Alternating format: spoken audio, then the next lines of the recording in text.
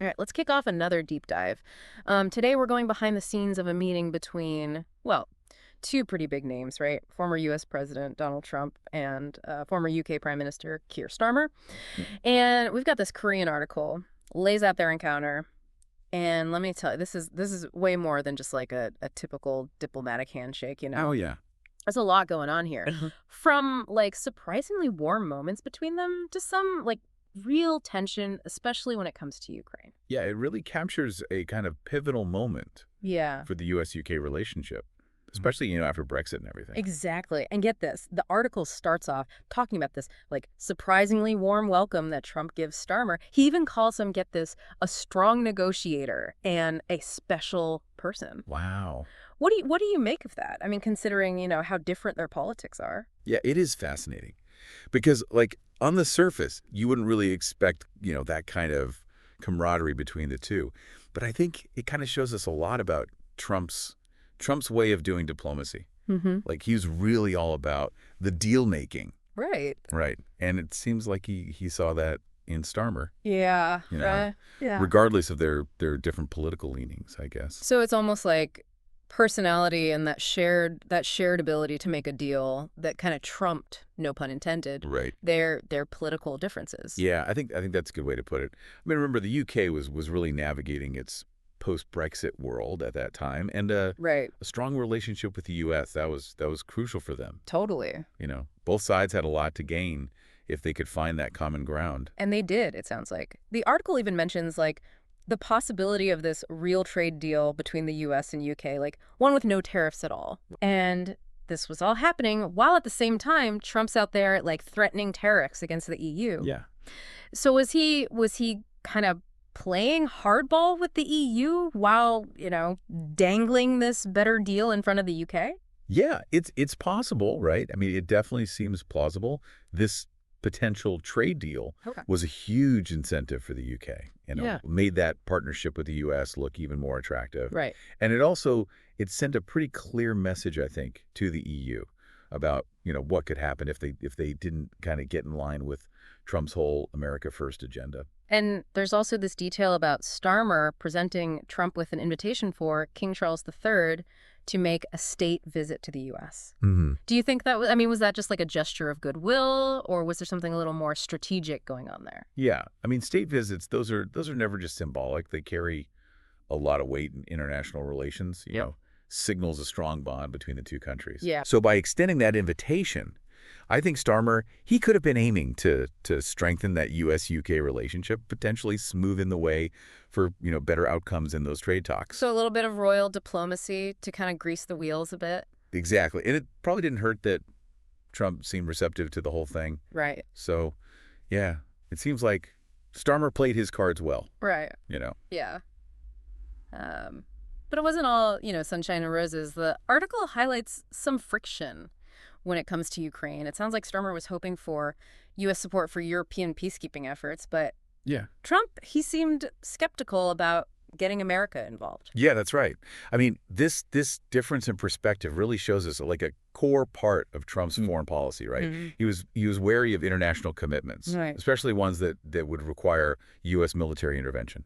He saw it as costly, often ineffective. Yeah. And he preferred to use like economic power and his personal relationships with world leaders instead. The article even mentions Trump suggesting that American workers extracting minerals in Ukraine would somehow deter Russian aggression. That's a pretty unconventional approach, isn't it? To try to deter like a global superpower. It is, yeah. I mean, it really shows how he prioritized economic interests even when it came to like matters of international security. Right. He believed in the power of American economic influence as a deterrent. It's very different from what Starmer was advocating. Absolutely. Yeah. And this disagreement over Ukraine, it wasn't just about, different strategies. It highlighted this fundamental divide in how the U.S. and its European allies, how they viewed the threat posed by Russia. Right. Yeah. Yeah. I mean, the Europeans, they'd seen what happened in Crimea, right? So they were understandably worried about Putin's, what he was going to do. Right. But the article says that Trump, he seemed to think he could reason with Putin. Even said that Putin would honor any peace agreements they made. It's almost like they were looking at the whole thing through like completely different lenses, you know? Yeah, I think that's a good point. I mean, the Europeans, they had like a front row seat to Russia's kind of growing assertiveness, right? And they saw Putin's actions as like a direct threat to European security. Yeah. Trump, on the other hand, it seemed like he viewed it more like a transactional thing. Like he thought he could negotiate with Putin. Based on their relationship. Yeah, based on their personal dynamic, exactly. This meeting, it really highlights like the UK's tricky position after Brexit, right? Oh, absolutely. On the one hand, they're forging this new path outside the EU. Right. They want a strong trade alliance with the U.S. Yeah. But on the other hand, they're really concerned about European security, and they need the U.S. to step up against Russia. Yeah, it's like walking a tightrope, isn't it? Yeah. They're trying to balance their economic interests with their security concerns, all while, this whole global landscape is changing. Right. This meeting with Trump, it kind of gave us a glimpse into how complicated that balancing act was going to be. Yeah, and it sounds like the scales might have tipped a bit towards uncertainty. Like, yeah, a trade deal with the U.S., that was a win for the U.K. Sure. But Trump being reluctant to commit to Ukraine's security, that was not good for European stability. Exactly. Yeah. I mean, this meeting really kind of exposed the potential for friction in the U.S.-UK relationship. The U.K. needed the U.S. as a security partner, but Trump's America First approach, that put those needs into question. Right. Essentially left the UK and by extension Europe facing a more assertive Russia with potentially less support from their most powerful ally. And speaking of uncertainty, the article ends on kind of a dark note. Oh. It calls this meeting a grim preview for Ukrainian President Zelensky, who was, supposed to meet with Trump the next day. Right. What do you think that means for Zelensky's chances of getting the support he needed? Yeah, that closing statement, it's pretty telling. Yeah. I mean, Zelensky was walking into a situation where the U.S. president had just downplayed the threat from Russia. And, he'd expressed how reluctant he was to get involved in the region. Right. It doesn't exactly paint a rosy picture for Zelensky. Yeah. It suggests he was facing a real uphill battle right from the start. So not exactly a confidence booster for Zelensky. No, not at all. I mean, it really shows the pressure he must have been under, knowing how much was at stake for Ukraine. Oh, yeah, absolutely. Yeah. This wasn't just about, securing aid or military support. This is about the survival of his country, facing this much larger and more powerful adversary. It's easy to get caught up in the specifics of this one meeting, but I think it's important to step back and look at the bigger picture. Yeah. This encounter between Trump and Starmer, it wasn't just some isolated event. Okay. It was like a microcosm of the shifting global dynamics that were happening. You're absolutely right. We were seeing a world in transition, moving away from this U.S.-led global order, Trump's America First policy, that showed a retreat from traditional alliances and a greater focus on national interest. And at the same time, you had this rise of a more assertive Russia willing to challenge the norms and flex its military muscle. Yeah. It was a recipe for more tension and instability on the world stage. It definitely was. Yeah. And quite in the middle were countries like the U.K. trying to figure out how to navigate this new reality, right, trying to keep strong ties with the U.S. while also dealing with these very real security threats, right there in their own backyard. It makes you wonder how these shifting dynamics, how they might have influenced Zelensky's approach when he met with Trump the next day. Yeah, it's a fascinating question, isn't it? It is. Knowing what we know now about this meeting between Trump and Starmer, how would you have advised Zelensky to approach his meeting with Trump? That's the tough one. It seems like a traditional appeal for support, just focusing on security concerns. That might not have worked with Trump. Yeah, I agree. Given, Trump's skepticism of international alliances and his whole America First mindset, Zelensky probably needed a different strategy. Right. Maybe emphasizing the economic benefits of a stable Ukraine. Yeah. Showcasing the potential for U.S. investment there. And framing the issue in a way that would resonate with Trump's business instincts. So almost like pitching Ukraine as as like a business opportunity. Exactly. Like Zelensky could have highlighted the potential for Ukraine to be a major supplier of natural gas to Europe.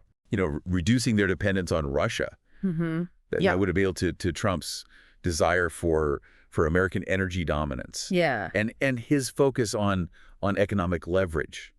It's an interesting thought experiment. It is. I mean, we can't rewrite history, but it makes you wonder if a different approach could have, led to different results. It definitely does. And it highlights how important it is to understand the motivations and priorities of world leaders when you're trying to navigate all the complexities of international relations. Yeah, it really makes you think about like the weight of these high stakes encounters, doesn't it? All those decisions being made, the things they said, the stuff they didn't say, they can really like change the course of history. Oh, absolutely. And that's what makes this whole deep dive so interesting, right? We've uncovered this story of diplomacy and political maneuvering and clashing ideologies all playing out against, this backdrop of a world that's changing so fast. We started with what seemed like a pretty simple meeting between two leaders, right? No.